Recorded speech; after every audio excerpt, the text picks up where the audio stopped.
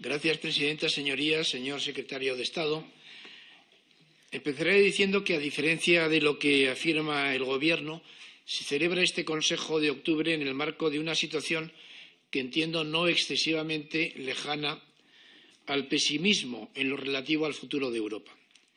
Después de un tiempo en que las noticias eran buenas para el proyecto común de la Unión, en Holanda se vencía al populismo, en Francia renacía el proyecto de una refundación de la mano de Macron, el presidente Juncker nos presentaba un papel con diversos escenarios de futuro, pero lo que nos trae de nuevo este otoño parece ser el retorno de la realidad que se define en términos bastante distintos.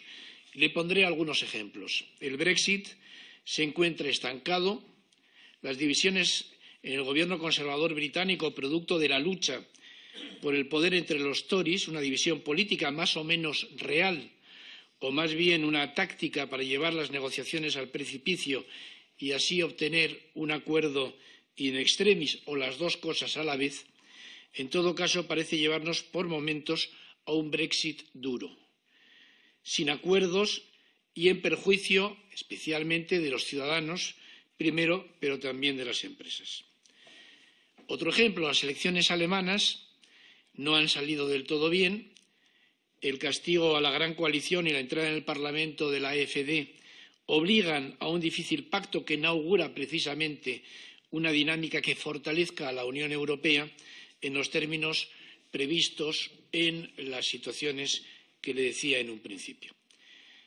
Un tercer ejemplo, cerrado el plazo del acuerdo sobre la integración de refugiados, las distorsiones que se han producido entre los diversos países de la Unión Europea son absolutamente exageradas, al menos desde nuestro punto de vista.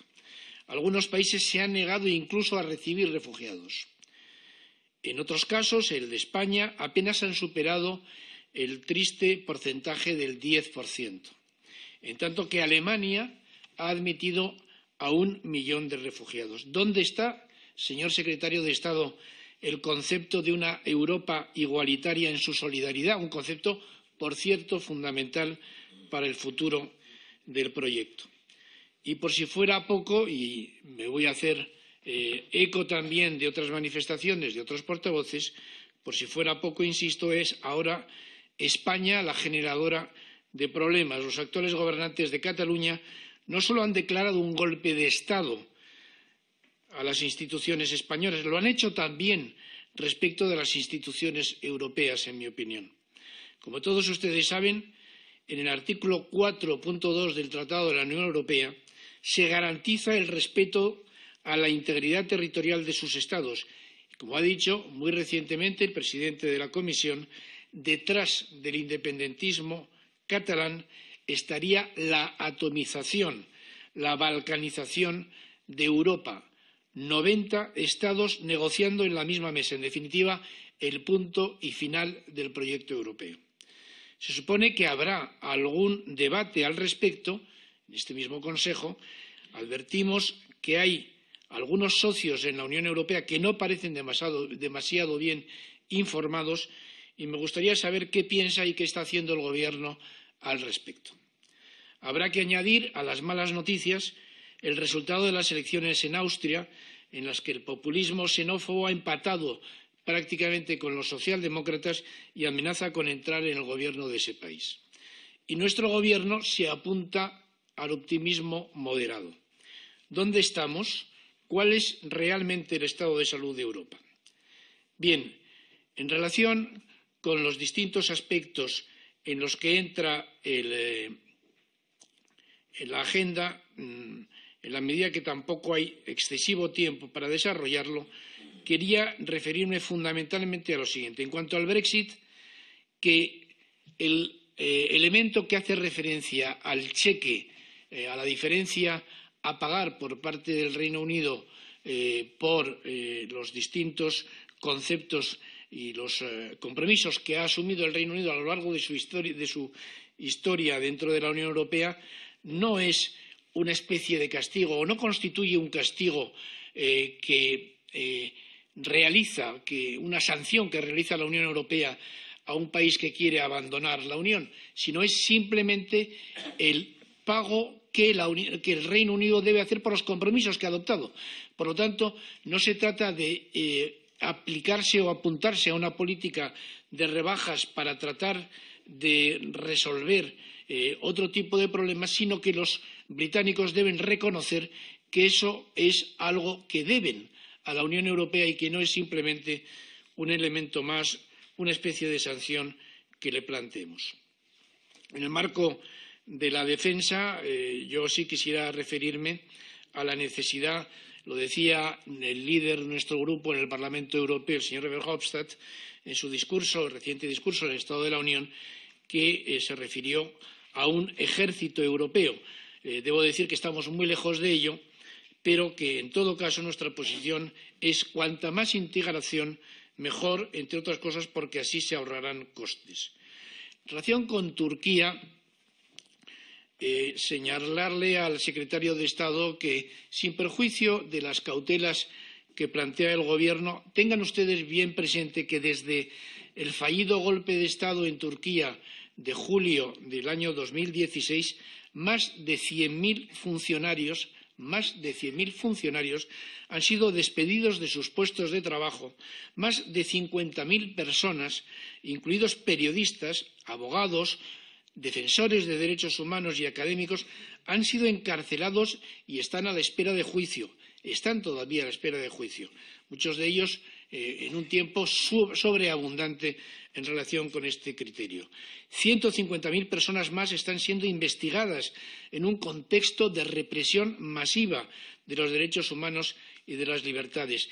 Más de 180 canales de televisión y radio, revistas y editoriales han sido cerradas y miles de periodistas y otros trabajadores de medios de comunicación se han quedado sin empleo.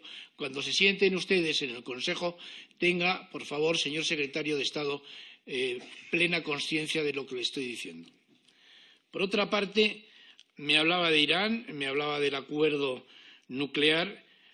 También tengo que añadirle que en materia de cumplimiento de derechos humanos, Irán no constituye tampoco una panacea al respecto. Ténganlo ustedes también presentes porque esta cuestión creo que debe formar parte de la idea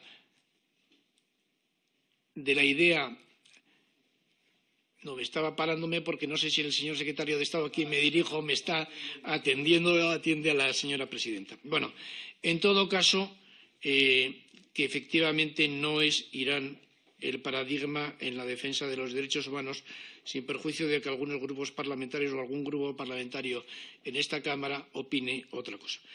Fuera de la agenda se va a debatir la cuestión de las sanciones en Venezuela. Me gustaría que también explicara algo respecto de esta cuestión. Parece que se ha vencido la resistencia de Grecia. Las sanciones, quiero indicar, señor secretario de Estado, no se dirigen en contra del pueblo de Venezuela, sino en contra de los responsables del caos, de la catástrofe de gestión económica y política, especialmente, que ha llevado a Venezuela a la situación en la que se encuentra. Sobre esta base me gustaría que explicara si efectivamente así va a ser. Yo me felicito de que así sea, porque desde mi tiempo de diputado en el Parlamento Europeo, en el Grupo ALDE, ya intentamos que entrara algún tipo de resolución en este sentido y lo hemos trabajado también desde el Grupo Parlamentario Ciudadanos en este Parlamento español. Y quiero terminar diciendo dos cosas. La primera, me he despertado esta mañana con la mala noticia de un cierto criterio de bloquear nuevamente las negociaciones Mercosur. Yo creo que eso es algo grave, porque efectivamente con Mercosur España no solamente tiene una necesidad de arreglo, de acuerdo desde el punto de vista económico o comercial, sino también desde el punto de vista cultural, histórico y político. Y teniendo en cuenta que la primera economía del mundo está abandonando la versión comercial y la estrategia de los acuerdos, replegándose hacia el proteccionismo, nosotros, desde Europa, España también, por supuesto, como miembro de la Unión Europea, debería avanzar en ese terreno.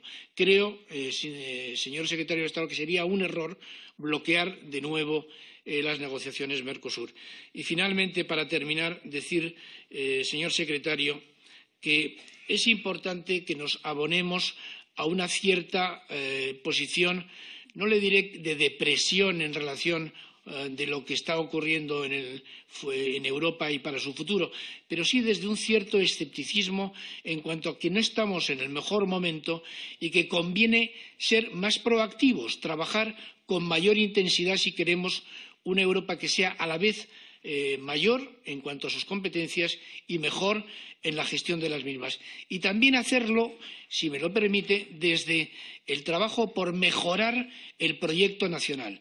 Si algo nos está demostrando el presidente Macron en Francia es que no se va a Europa a desintegrar el escenario del Estado, sino desde un proyecto sugestivo de ese Estado miembro se construye un proyecto sugestivo de Europa. No podemos admitir entrar en esa mayor y mejor Europa desintegrando previamente los Estados miembros. Un proyecto sugestivo para España, señor secretario de Estado, es el requisito sine qua non para trabajar en esa Europa mejor que todos queremos. Muchas gracias.